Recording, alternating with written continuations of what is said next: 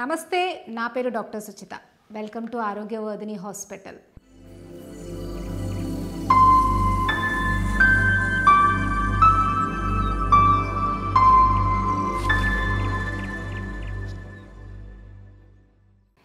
అసలు ఆయుర్వేదం అంటే ఏంటి? ఆయుర్వేదం అంటే చెట్ల మందువా లేదంటే ఇంకేంటన్నా? చాలామంది మేము చదువుకునే రోజుల్లో కూడా మీరేం చేస్తున్నారు అంటే ఆయుర్వేదిక్ సైన్స్ చదువుతున్నాము అని చెప్తే ఏమనేవాళ్ళంటే ఏంటి చెట్ల మందులు వేస్తారా, మీరు చెట్ల మందులు ఇస్తారా అని అడిగేవాళ్ళు. అయితే ఆయుర్వేదం అంటే చెట్ల మందా, ఆయుర్వేదం అంటే ఓన్లీ చెట్ల మందే అనే దుష్ప్రచారం చాలా వరకు ఈ మధ్యకాలంలో జరుగుతూ ఉంది. కొంచెం ఏదో ఒక చెట్ల గురించి నాలెడ్జ్ ఉన్న వాళ్ళు కూడా మేము డాక్టర్స్ అంటే యూట్యూబ్స్లో చాలా చెప్తూ ఉండి దీని యొక్క యాక్చువల్గా ఉండే విలువను తగ్గిస్తున్నారు. ఇలా అనకూడదు కానీ నిజంగానే తగ్గిస్తున్నారు. ఆయుర్వేదం అంటే ఆయుషో వేద ఆయుర్వేద అంటారు. అంటే ఆయువు గురించి చెప్పినటువంటి వేదమే ఆయుర్వేదం. ఇది మన వేదాల్లో అధర్వణ వేదమైనటువంటి దానికి ఉపాంగం ఆయుర్వేదం. అంటే ఆయుర్వేదం వేదాల్లోనే చెప్పబడింది. మనం ఏవైతే ప్రామాణికంగా భావించే అటువంటి గ్రంథాలైనటువంటి వేదాల్లో ఎంతో విజ్ఞానం మనకి వేదాల నుండే వచ్చిందని ఈ రోజుకు అనుకుంటున్నటువంటి ఆ వేదాల నుండే ఆయుర్వేదం కూడా వచ్చింది. ఆయుర్వేదంలో ఓన్లీ చెట్ల గురించే కాదండి, ఓన్లీ చెట్ల మందే ఆయుర్వేదం కాదు. ఆయుర్వేదం అంటే ఆయువు అంటే నీ ఆరోగ్యాన్ని కాపాడుకోవాలి అంటే ఫస్ట్ ఎలాంటి లైఫ్ స్టైల్ అంటే ఎలాంటి ఆహారపు అలవాటు, ఎలాంటి దైనందిక జీవన విధానము, ఎలాంటి ఋతుచర్య అంటే సీజనల్ చేంజెస్, ఎలాంటి ఆలోచనలు అండ్ ఎలాంటి అలవాట్లు, వీటన్నిటి గురించి చెప్పిన తర్వాత ఎలాంటి ఔషధాలు మీరు వాడాలి, ఎలాంటి చికిత్సలు మీరు చేయించుకోవాలి, ఎలాంటి జీవనాన్ని మీరు గడపాలి, ఇలా కంప్లీట్గా అంటే ఒకటి చెప్పారు ఒకటి చెప్పలేదు అనకుండా కంప్లీట్గా ఈ ఆయుర్వేదంలో చెప్పారు. ఆయుర్వేదంలో మనకి చెట్లను ఉపయోగించి వైద్యం చేస్తారు అన్నది ఒక పద్ధతి. కొన్ని రకాల మెటల్స్ని ఉపయోగించి చేస్తారు అనేది రసాయన శాస్త్రం అంటే నార్మల్గా రసశాస్త్రం అంటారు. రసశాస్త్రంలో ఎవ్రీ మెటల్ని యూజ్ చేస్తారు. Gold, silver, every metal. Even చాలామంది అడుగుతూ ఉంటారు, మీరు కొన్ని రకాల ఇప్పుడు ఏమంటారు మెర్క్యూరీ లాంటివి వాడుతూ ఉంటారు, అందుకే కిడ్నీలు పాడవుతున్నాయి, ఆయుర్వేదిక్ మందులు వాడకూడదు అని కూడా చెప్తూ ఉంటారు. అయితే చాలా రకాల మెటల్స్ని మనం ఆయుర్వేదిక్లో వాడతాము, కానీ దాన్ని సరైన శాస్త్రీయ ప్రకారంగా శుద్ధి చేసిన తర్వాతే వాడతాం. ఏ మందుకైనా ఇప్పుడు మీరు వాడే షుగర్ మెడిసిన్ కావచ్చు, బీపీ ట్యాబ్లెట్స్ కావచ్చు, మీరు వాడే నార్మల్గా కన్వెన్షనల్ మెథడ్ ఆఫ్ మెడిసిన్స్ కావచ్చు, దానికి కూడా ఒక డోస్ ఉంటుంది, ఒక రూల్ ఉంటుంది, ఎవరు వేసుకోవాలి అన్నది ఉంటుంది, చాలా రెస్ట్రిక్షన్స్ ఉంటాయి. అదేవిధంగా ఆయుర్వేదంలో చెప్పబడినటువంటి ప్రతి మెడిసిన్ ప్రిపరేషన్కి కావచ్చు, దాన్ని వాడడానికి కావచ్చు, చాలా రకాల రూల్స్ అండ్ రెగ్యులేషన్స్ అనేవి ఉంటాయి. సో ఇవన్నీ మనం ఫాలో చేసి గైడ్లైన్స్ ప్రకారం చేసినటువంటి మెడిసిన్స్ అమృత తుల్యంగా పనిచేస్తాయి. ఎన్నో రకాల పెద్ద జబ్బులని చెప్పేటువంటి క్యాన్సర్ కావచ్చు, లేదంటే కొన్ని రకాల డయాబెటిక్ కాంప్లికేషన్స్ కావచ్చు, చాలా రకాల ఆటో ఇమ్యూన్ ప్రాబ్లమ్స్ని కావచ్చు, ఆయుర్వేదం చాలా సులువుగా తగ్గిస్తుంది.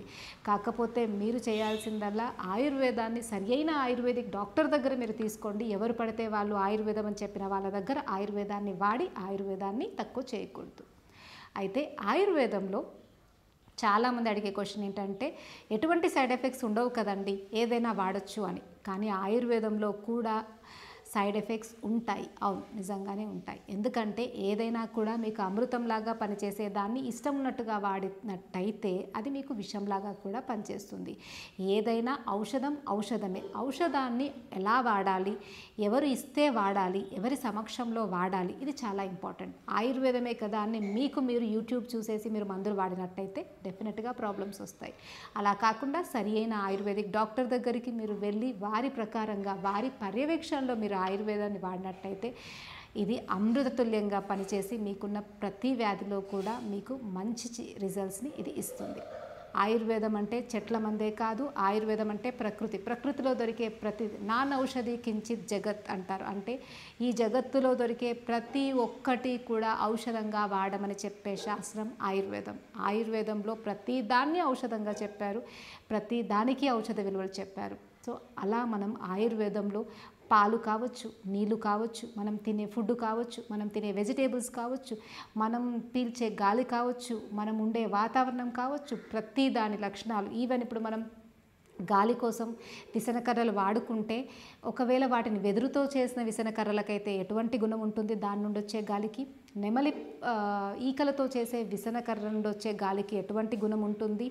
అలా దేనితో చేసిన దాని నుండి వల్ల వచ్చే అటువంటి గుణం ఎలా ఉంటుంది?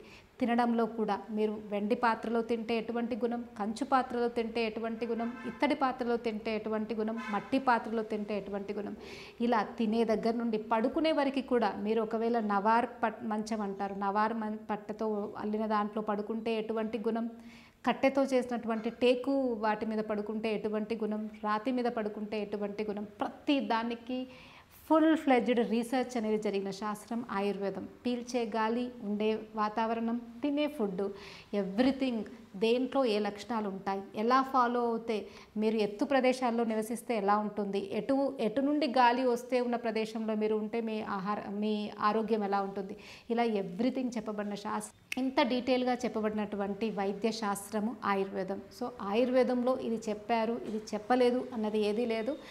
ప్రతి దాని గురించి కూడా మనకి కూలంకుష వివరణ ఉంది.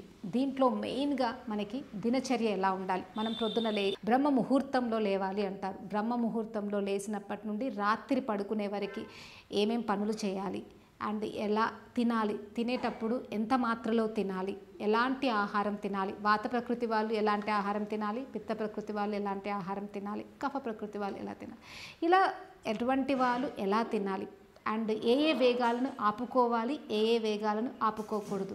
ఇప్పుడు చాలామంది ఏంటంటే దగ్గు, జలుబు, తుమ్ము వీటిని ఆపుతూ ఉంటారు. సో వీటిని ఆపడం వల్ల ఎలాంటి ప్రాబ్లమ్స్ వస్తాయి, మోషన్ ఆపడం వల్ల, యూరిన్ ఆపడం వల్ల ఎలాంటి ప్రాబ్లమ్స్ వస్తాయి, ఎక్కువ మాట్లాడితే ఎటువంటి ప్రాబ్లమ్స్ వస్తాయి, అండ్ ఎక్కువ ఆలోచించడం వల్ల, ఎక్కువగా చికాగ్గా టెన్షన్గా ఉండడం వల్ల, ఇలా ప్రతి దాని గురించి కూడా మనకి చెప్తారు.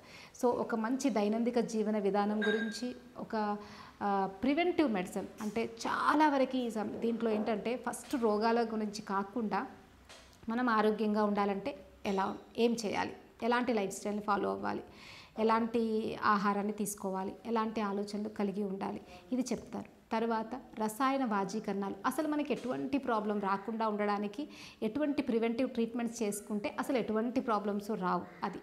ఆ తర్వాత ఒకవేళ ప్రాబ్లం వస్తే, జ్వరం వస్తే ఏ మందులు వాడాలా, లేదు మీకు బీపీ వస్తే ఎలాంటి చికిత్సలు చేయించుకోవాలి, ఇలా ప్రతి డిసీజ్ గురించి చాలా డీటెయిల్గా చెప్పబడిన శాస్త్రమే ఆయుర్వేదం.